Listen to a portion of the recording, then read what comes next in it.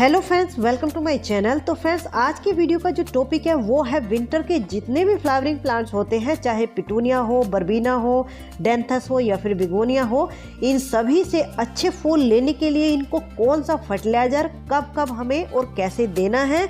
तो देखिए, फर्टिलाइजर तो सभी लोग बताते हैं, लेकिन फर्टिलाइजर को देने का सही तरीका या फिर फर्टिलाइजर में कौन सी चीज़ हमें एक ऐसी ऐड करनी है जिसको देने से हमारे जो पौधे हैं वो फ्लावरिंग भी अच्छी करेंगे और पौधों की ग्रोथ भी अच्छी होगी, और सबसे बड़ी बात, पौधे हमारे खराब नहीं होंगे, मरेंगे नहीं। रिजल्ट आप लोगों के सामने है। मैं अपने पौधों को इसी तरीके से ये फर्टिलाइजर देती हूँ। तो चलिए फ्रेंड्स, देखते हैं कि कौन सा फर्टिलाइजर और कैसे हमें बनाना है और कैसे पौधों में डालना है। तो वीडियो को शुरू करने से पहले आप सभी लोगों से मेरी एक रिक्वेस्ट है कि चैनल पर पहली बार आए हैं तो चैनल को सब्सक्राइब कर लेना। वीडियो अगर इन्फॉर्मेटिव लगे तो लाइक करना, वीडियो को आगे शेयर भी कर देना। तो देखिए फ्रेंड्स, ये है मस्टर्ड केक यानी कि सरसों की खली। इसका यूज हमारे पौधों में अच्छी फ्लावरिंग और फ्रूटिंग लेने के लिए किया जाता है, क्योंकि इसमें बहुत सारे माइक्रोन्यूट्रिशंस होते हैं।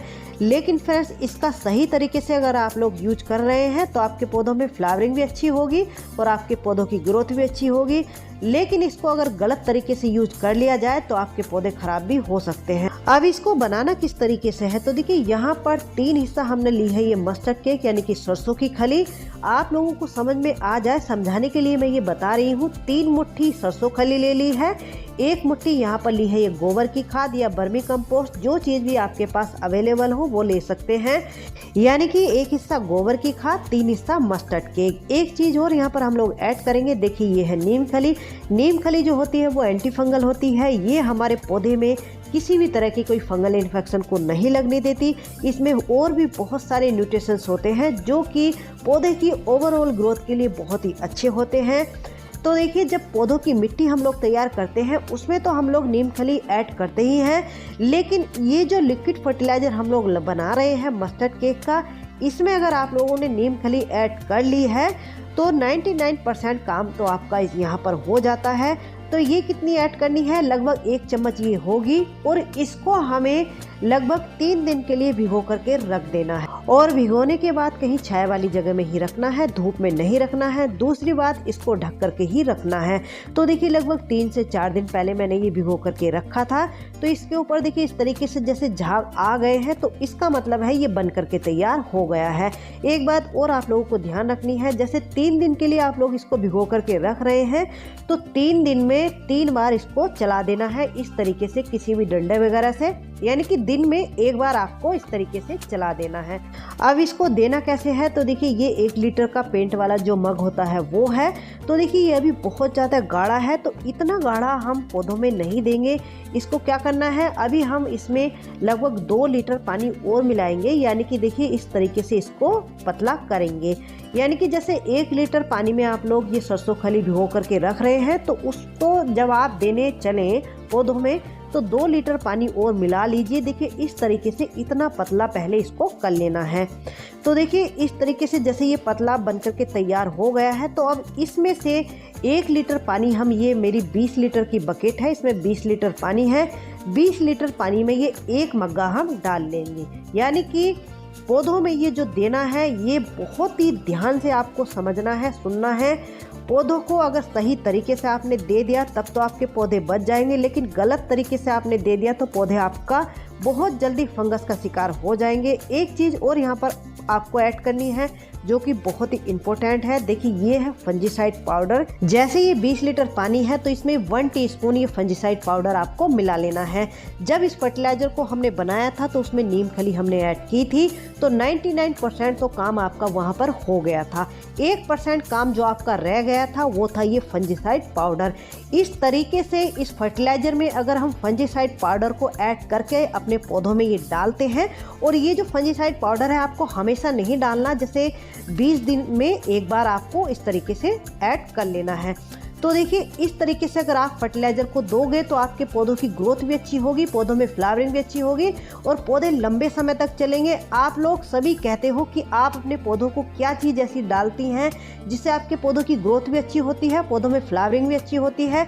तो देखिए मैं इसी तरीके से ये फर्टिलाइज़र बना करके अपने विंटर के जितने भी फ्लावरिंग प्लांट्स होते हैं उन सभी को देती हूँ और रिजल्ट आप लोगों के सामने है। तो देखिए अब इसको देना कैसे है, यहाँ पर एक बात और आप लोगों को ध्यान रखनी है। तो देखिए ये जो आप लोग पिटूनिया के मेरे पौधे देख रहे हैं, इनकी जो मिट्टी है आप लोग देखिए इस तरीके से गीली है, बहुत ज़्यादा ना तो ड्राई है ना बहुत ज़्यादा सोगी है। यानी कि इस फर्टिलाइज़र को देने से पहले पौधों की जो मिट्टी है वो हल्की सी नमी उसमें होनी चाहिए, बहुत ज़्यादा ड्राई मिट्टी नहीं होनी चाहिए। दूसरी बात, आपको एक बात और ध्यान रखनी है, जब भी आप इनमें फर्टिलाइज़र डालें तो फर्टिलाइज़र डालने से पहले इस तरीके से हल्के हाथों से अपने पौधों की हल्की हल्की सी ऊपर से गुड़ाई कर लेनी है, बहुत ज़्यादा नीचे तक नहीं करनी है, बस रूट्स डिस्टर्ब ना हो, लगभग आधा इंच की, ताकि जो फर्टिलाइज़र इनमें हम देंगे वो अच्छे से अब्जॉर्ब हो जाए। अब इनमें देना कितना है, जैसे आपका 8 से 10 इंच का पॉट है तो उसमें आप ये आधा लीटर फर्टिलाइज़र दे दीजिए और देखिए इस तरीके से साइडों से इस फर्टिलाइज़र को डाल लेना है। यानी कि इसकी जो मेन स्टेम होती है हमेशा ध्यान रखनी है, इसकी जो मेन रूट बॉल होती है उसके ऊपर कभी भी फर्टिलाइज़र नहीं डालना है। और हमेशा जब भी आप इस फर्टिलाइज़र को दें या तो शाम के टाइम दें या फिर सुबह के टाइम दें और इसको आपको 10 दिन में एक बार डालना है। तो देखिए ये जो मेरी पिटूनिया की कुछ सैपलिंग्स हैं इनमें भी मैं डाल दूँगी। तो आपकी जितने भी सैपलिंग्स हैं या फिर जितने भी विंटर के पौधे हैं उन सभी में, या फिर जो परमानेंट भी पौधे हैं मैं उनमें भी सभी में ये ही फर्टिलाइज़र देती हूँ। यानी कि एक बार मिट्टी बना करके इनकी अच्छे से वो तो हमने लगा दिया इन पौधों को, बाद में मैं इनसे अच्छी फ्लावरिंग जो लेती हूँ इसी तरीके से फर्टिलाइज़र बना करके इनसे पौधों से अच्छी फ्लावरिंग लेती हूँ। तो देखिए इस तरीके से बस हल्के हाथों से इनमें सभी में इस फर्टिलाइज़र को डाल देना है। अब एक काम और आपको करना है जिससे कि पौधों की जो ग्रोथ अच्छी हो, फ्लावरिंग अच्छी हो।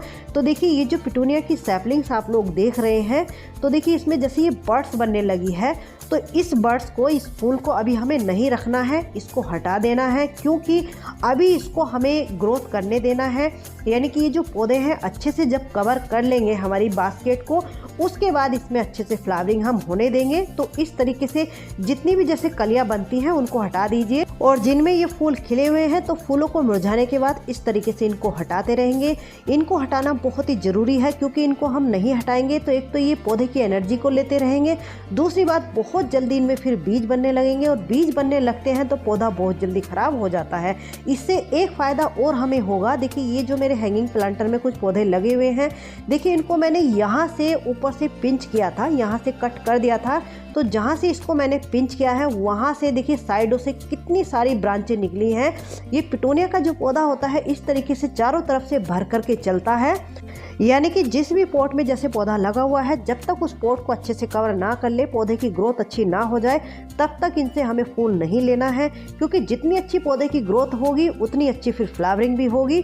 दूसरी बात, अगर इनसे अच्छी फ्लावरिंग आपको चाहिए तो एक बात और ध्यान रखनी है, इनको इस टाइम पर फुल डे की सनलाइट में ही रखना है। देखिए ये जो सैपलिंग्स है हमारी, ये भी लगभग 15 दिन की हो गई है रिपोर्ट किए हुए, तो इनको भी इस टाइम पर अब फुल डे की सनलाइट में मैंने रख दिया है।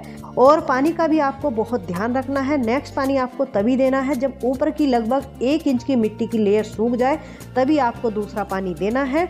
तो चलिए फ्रेंड्स, कैसी लगी आज की ये वीडियो? अच्छी लगी हो तो लाइक से कमेंट कीजिए, और अगर आप मेरे चैनल पे न्यू हैं तो प्लीज़ मेरे चैनल को सब्सक्राइब भी कर लीजिए। मिलते हैं किसी नेक्स्ट वीडियो में नेक्स्ट टॉपिक के साथ, तब तक के लिए बाय, हैप्पी गार्डनिंग।